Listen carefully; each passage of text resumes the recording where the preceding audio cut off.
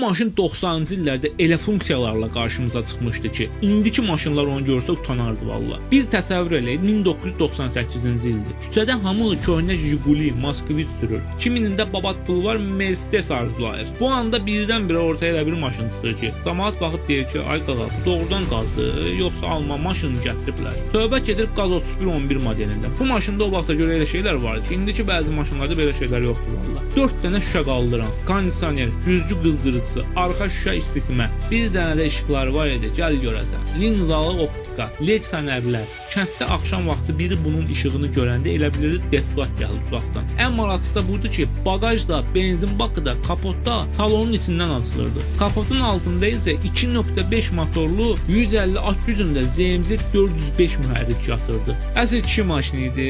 Avtomat sürənə ki, mən sürücü demirəm deyən dayılar bu maşına aşiq olurdu. Amma həmsi bilsən nədir? Bu maşından cəmi təxminən 400 dənə istehsal olundu. Ona görə indi küçədə bu maşını görən kimi adam dönüb ikinci dəfə baxır istər-istəməz. Çünki bu maşın adi maşın deyildi. SC dağılandan sonra çıxan ən qəribə və ən krutoy Volqalardan biri idi. Bəs səncə bu maşın o dövr üçün doğrudan da gələcəyin maşını idi, yoxsa sadəcə şişirdilmiş Volqa idi? Növbəti video hansı texnika və ya maşına aid gəlsin? Şərhlərdə yazın. Və sonda sabahki videomu qaçırmamaq üçün o əsrarəngiz barmaqlarınla videonu bəyənib kanala abunə olmağı unutma.